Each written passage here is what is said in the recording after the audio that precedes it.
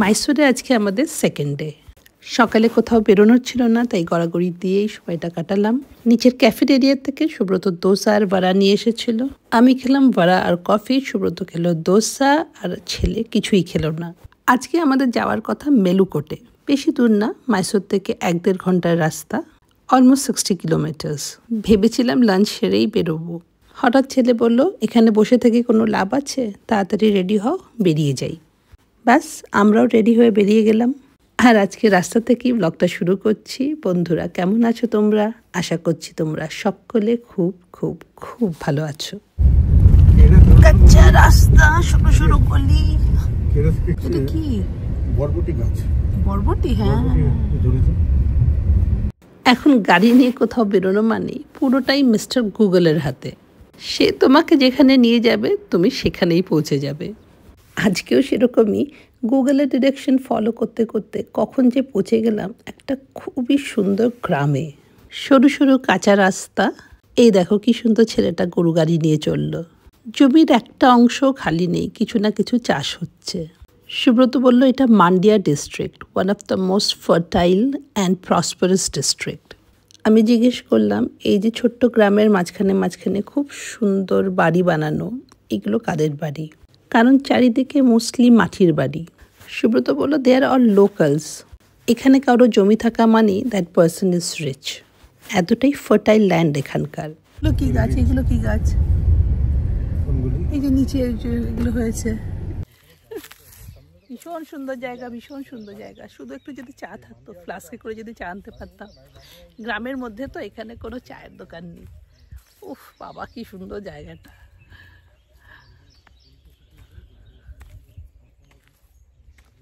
কি সুন্দর জায়গাটা না? তুমি এগুলো বললে না, মিলেট? ও আচ্ছা আচ্ছা, হ্যাঁ। এই হচ্ছে ওদের ইয়ে। This is a variety millet. There are 8-9 types of millet. Okay, okay, আচ্ছা। And lot of things are grown here. ওইদিকে ওগুলো কি? Fox millet, এই millet, এরকম আছে। ওখানে তোমার জোয়ার হচ্ছে। ওটা জোয়ার না? তুমি ভুল বললে আমি সব জানতে পেরে যাব। কালকে কিন্তু কমেন্টে চলে আসবে।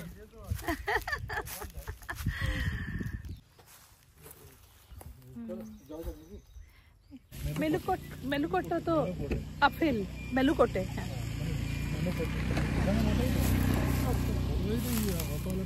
চলো এই গ্রামের রাস্তাটা এনজয় করতে করতে যাওয়া যাক।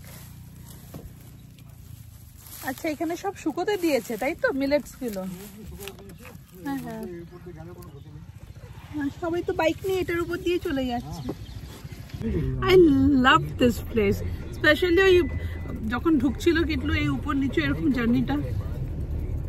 তারা কি একটা ঢুকেছে পোকা। বেরিয়ে যা, বেরিয়ে যা, বেরিয়ে যা।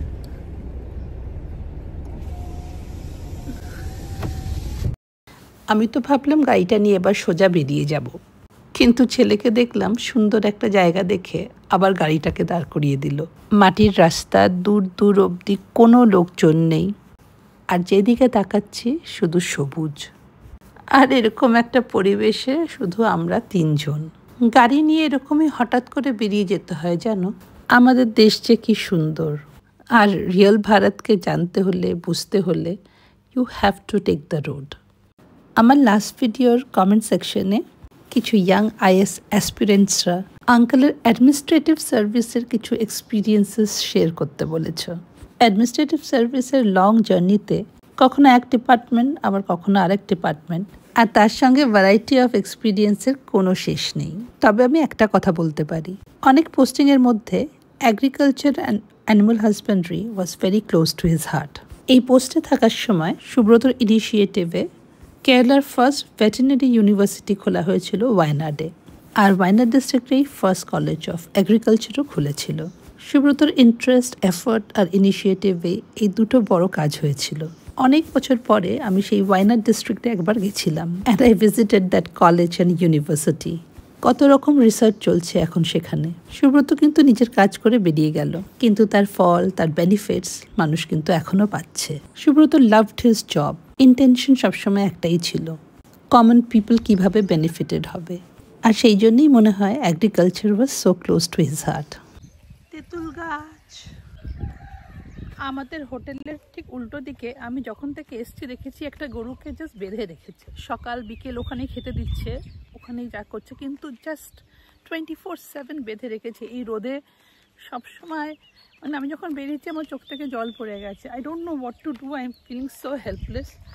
আমি কোথাও একটা অ্যানিমালস রাইট কিছু একটা খুঁজে বের করে ওখানে একটা কমপ্লেন আমি করে দেবো। তাই আমার ছেলে যখন বলছে শহর থেকে বেরিয়ে গেলেই দেখবে মা, you treat everything so beautifully, even the animals, ঠিক কথা, সেই জন্যই বোধহয় মনটা এত ভালো হয়ে যায়।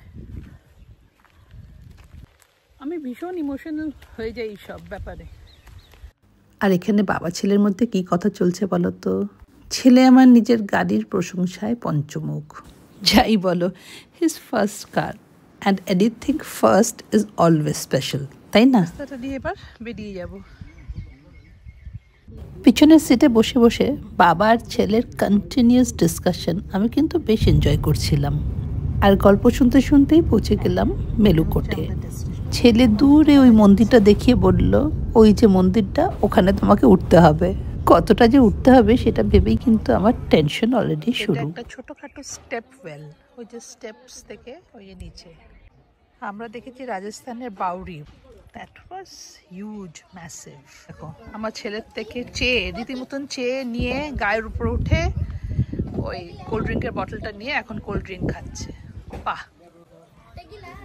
তোর গায়ে বেয়ে উঠে তোকে তোর কাছ থেকে নিয়ে নিচ্ছে, রিকোয়েস্ট করে নিয়ে গেল যে দাও আমাকে, I want to have it. না কি সুন্দর নিয়ে গেল তোর গায়ের উপরে বেয়ে উঠে, ওই যে তোর পায়ে দাগ লেগে রয়েছে। স্প্রাইটটা খেয়ে বেশ ভালোই লেগেছে মনে হয় বাদরটা, তাই এবার এসছে সুব্রতর কাছে মিরান্ডাটা চাইতে। সুব্রতর কাছ থেকে পাবে না। কত পুরনো মন্দির, অনেক পিলার্স। এখানে দুটো মন্দির আর দুটোই ভীষণ সুন্দর, খুবই জাগ্রত মন্দির, লোকে অনেক দূর দূর থেকে এসেছে। এই মন্দিরটা নিচে, আর একটা যেটা দেখালাম সেটা খুলবে একটু পরে, ওটা অনেকটা ট্রেক করতে হবে। দেখে বুঝতেই পেরেছ অনেকটাই উঁচুতে। খুব সুন্দরভাবে দর্শন হলো। এরপর ওপরে ওঠার আগে কিছু একটা খাবার ব্যবস্থা করতে হবে। সেই যে সকালে দুটো বড়া খেয়ে বেরিয়েছিলাম, তারপর তো আর কিছুই খাওয়া হয়নি, আর আমার ছেলে তো কিছুই খায়নি। চা পাওয়া গেছে কিন্তু মেস আছে, বাবাকে দেখি পেয়েছ? আচ্ছা আচ্ছা আচ্ছা, এটা মেস। চলো চলো এখানে বসা যায়। শ্রী অন্নপূর্ণেশ্বরী মেস, চলো। এটা এখানকার স্পেশালিটি। সুব্রত যেখানেই যায় তার আগে সেখানকার ব্যাপারে পড়াশোনাটা করে নেয়। সকালেই আমাকে বলেছিল ওখানে সুইট পোঙ্গল পাওয়া যায়, যেটা কি ওখানকার স্পেশালিটি। এটাকে বোধহয় পলি করে বলে। ভাতটার মধ্যে অনেক কিছুই দেওয়া ছিল, যেরকম ডাল, বাদাম, নারকোল, কিন্তু অল্প টক টক, তেঁতুল জলটাও দেয় মনে হয়। ওটা হচ্ছে জ্যাগেরি পোঙ্গল। যা খিদে পেয়েছিল, যা খাচ্ছি তাই অমৃত লাগছিল। তবে ওই জ্যাগেরি পোঙ্গলটা ছিল অসাধারণ। আর অবশেষে এক কাপ কফি পেলাম। পেট মাথা সব ঠান্ডা। এবার সিঁড়ি ভাঙার পালা। আর ওই দেখো তোমাদের দেখাচ্ছি ওই যে মন্দিরটা, এবার ওখানে উঠতে হবে। তবে অনেকটাই গাড়ি যায়। বাবা, সিঁড়িগুলো কি খাড়া খাড়া। 4-5টা সিঁড়ি উঠতে না উঠতেই আমি হাঁপাতে শুরু করলাম। আমাকে এরকমভাবে হাঁপাতে দেখে ছেলে একটু বকাও দিল। সত্যি বাবা, কি শরীর বানিয়েছি। আসলে আমার প্লেনে হাঁটতে কোনো অসুবিধা হয় না, ইনক্লাইন হলেই হলো। তবে কোনো তাড়াহুড়ো না করে আস্তে আস্তে করে উঠলাম। মাঝে মাঝে দাঁড়িয়ে এই সুন্দর ভিউটাকেও এনজয় করলাম। ফাইনালি পৌঁছে গেছি, আর কটা স্টেপস বাকি। সত্যি জানো, উপরে না উঠলে এত সুন্দর একটা জিনিস মিস করতাম।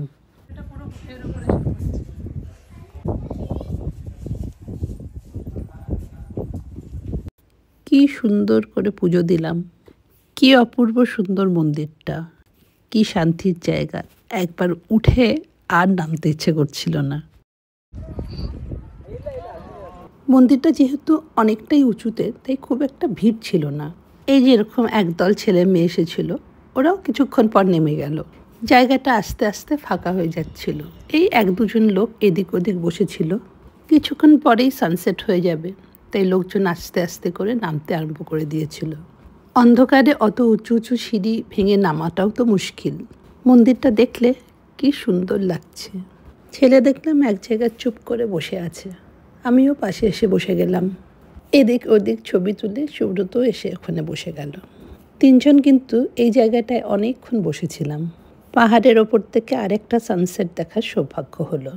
এবার যখন কলকাতা থেকে ব্যাঙ্গালোরে এলাম, কোথাও ঘুরতে যাওয়ার কথা ভেবে আসিনি।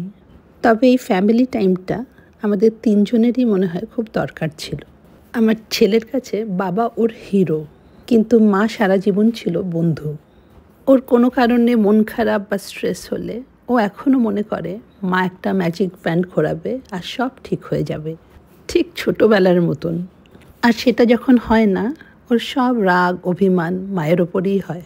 আমি সব বুঝি, তাই ও কোনো কারণে খারাপ থাকলে আমি ঠিক বুঝতে পারি। ও বা সুব্রত আমাকে বলুক বা না বলুক, অনেক জমে থাকা মেঘ আস্তে আস্তে করে কেটে গেছে। তোমাদের সঙ্গে আমার ভালো লাগা খারাপ লাগা সবটাই শেয়ার করি, আর না করলেও তোমরা ঠিক বুঝে যাও। বন্ধুর মতন পাশে থাকো, গাইড করো। আর ঠিক সেই কারণেই I want to be genuine. তাছাড়া এমনিতেও আমার real life I never fake my emotions. আরে তোমাদের তো বলাই হলো না, এরকম সুন্দর মুহূর্তে পাহাড়ের উপরে একটা চায়ের স্টলও পেয়ে গেলাম। চা কফি দুটোই ছিল, আমরা নিলাম কফি। সিঁড়ি দিয়ে নামতে গিয়ে ভিডিও করছি বলে ছেলে কিন্তু আমাকে একটু খেঁচালো। আর এই দেখো আমার ফার্স্ট শপিং, আমার গোপালের জন্য একটা ঝুড়ি। আর এবার ফিরছি আমরা মাইসোরের দিকে। কালকে যাব আরেকটা জায়গায়। আজকের দিনটা ভীষণ ভালো কাটলো জানো। ব্লগটা তাহলে এখানেই শেষ করি। কালকের এক্সপিরিয়েন্স নিয়ে নতুন ব্লগে আবার তোমাদের সঙ্গে দেখা হবে। Till then, bye bye and take care.